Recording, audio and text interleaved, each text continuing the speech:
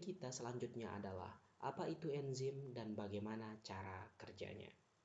Sebelum kita masuk ke materi, kita ingat kembali mengenai hukum termodinamika. Dapat Anda lihat di materi kimia kelas 10. Hukum tersebut menjelaskan bahwa suatu reaksi akan terjadi ketika perubahan energi bebas atau delta G bernilai negatif. Sebagai contoh ilustrasi berikut, sebuah reaksi pemecahan sukrosa merupakan dimer atau terdiri dari dua molekul yang bersatu, dimer karbohidrat, akan dipecah menjadi monomer karbohidrat yaitu glukosa dan fruktosa. Keadaan reaksi ini dapat terjadi secara spontan dikarenakan memiliki energi atau perubahan energi bebas bernilai negatif. Akan tetapi, keadaan ini berlangsung sangat lambat dikarenakan proses reaksi secara spontan berlangsung sangat lambat sehingga mempersulit untuk memenuhi kebutuhan tubuh. Untuk mempercepat reaksi tersebut guna memenuhi kebutuhan tubuh, maka diperlukan suatu agen kimia yang mempercepat reaksi. Agen kimia yang mempercepat reaksi tersebut dikenal dengan enzim. Enzim merupakan sebuah makromolekul. Disebut makromolekul dikarenakan ukuran yang cukup besar dan terdiri dari beberapa komponen yang berperan sebagai katalis, yaitu agen kimia yang mempercepat reaksi tanpa ikut bereaksi pada reaksi tersebut. Pertanyaan berikutnya, sebelumnya jenis enzim yang berperan dalam reaksi di video adalah enzim sukrase. Adanya enzim sukrase akan mempercepat pemecahan sukrosa menjadi monomernya.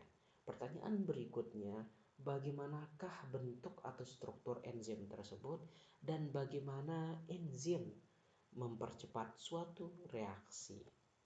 Struktur enzim, kita anggap ini enzim yang memiliki keseluruhan struktur yang berperan dalam reaksi adalah gambar yang telah ditunjukkan. Nah, keseluruhan struktur yang sudah dapat mengkatalis suatu reaksi disebut dengan holoenzim. Nah, bagi holoenzim terdapat bagian yang non-enzimatis disebut dengan kofaktor dan terdapat bagian enzimatis disebut dengan apoenzim. Bagian enzimatis atau kofaktor terdapat yang berjenis inorganik yang merupakan ion logam, contohnya adalah Zn2+, di kasus lain adalah Fe2+. Kemudian terdapat kofaktor yang berjenis organik.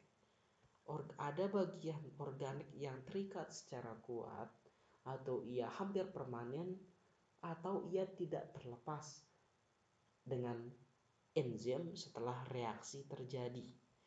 Sebagai contoh ilustrasi gambar tersebut, bagian di bawah merupakan apoenzim, kemudian bagian yang terikat di atasnya adalah kofaktor organik yang terikat secara kuat atau tidak terlepas setelah reaksi dilakukan. Bagian itu disebut dengan gugus prostetik enzim. Kemudian terdapat jenis yang terlepas setelah reaksi terjadi. Bagian ini kita ilustrasikan pada gambar yang muncul. Bagian ini merupakan apoenzim atau bagian enzim. Kemudian di atasnya adalah kofaktor organik yang terlepas setelah reaksi. Bagian ini disebut dengan koenzim. Contoh koenzim adalah NADH dapat kita temukan di reaksi fotosintesis. FADH dapat ditemukan di siklus Krebs respirasi seluler dan FAD. Kemudian pertanyaan selanjutnya yang tersinggung tadi, bagaimana cara kerja enzim?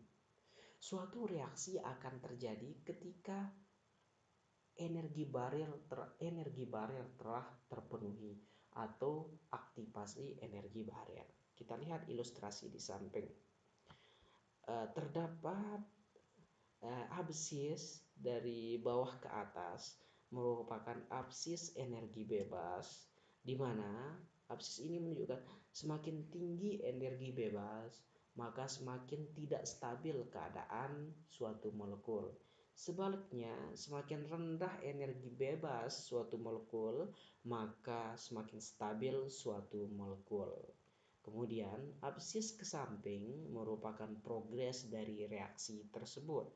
Kemudian kita lihat pada gambar contoh sebuah reaktan molekul AB dan molekul CD akan diubah menjadi produk molekul AC dan molekul BD. Reaktan tersebut harus mencapai transition state terlebih dahulu atau transition state atau keadaan transisi, di mana keadaan ini merupakan keadaan unstabil molekul, di mana keadaan molekul tidak stabil. Molekul dalam keadaan tidak stabil diperlukan untuk memudah dilakukan perombakan dan mempermudah membentuk produk baru. Sebuah reaktan harus memiliki energi atau memenuhi energi untuk mencapai transition state, kemudian menurunkan energi bebasnya guna mencapai kestabilan molekul agar molekul produk menjadi stabil. Nah, energi yang dibutuhkan untuk mencapai transition state mengalami perombakan disebut dengan energi barrier. Bagaimana dalam kasus enzim? Kita lihat garis hitam merupakan garis di mana tanpa kehadiran enzim, dan garis merah merupakan garis dengan kehadiran enzim. Dapat kita lihat energi barrier yang dibutuhkan ketika tanpa kehadiran enzim lebih tinggi dibandingkan ketika enzim ada pada reaksi tersebut. Keadaan di mana energi barrier lebih sedikit memudahkan reaksi terjadi dan mempercepat reaksi terjadi.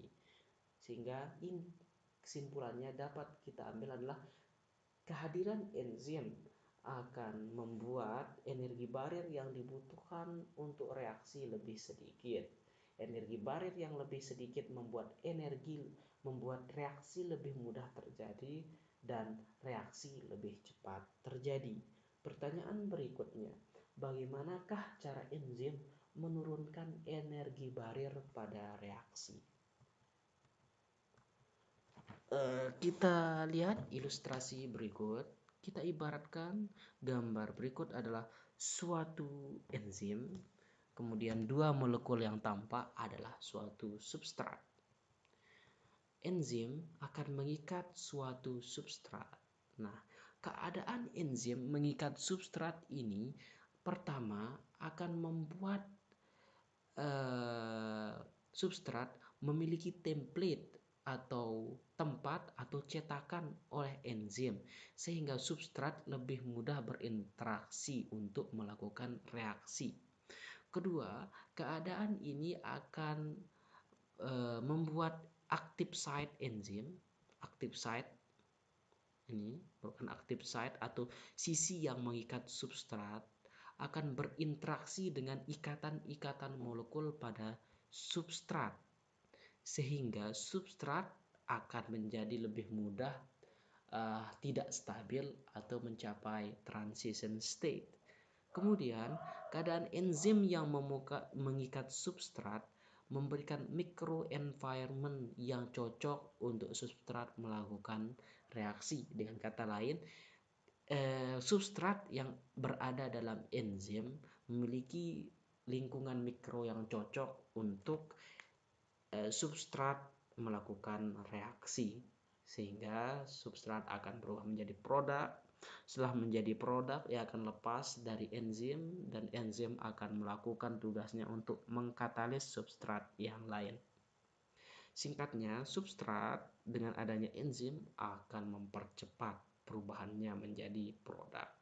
Baik, terima kasih.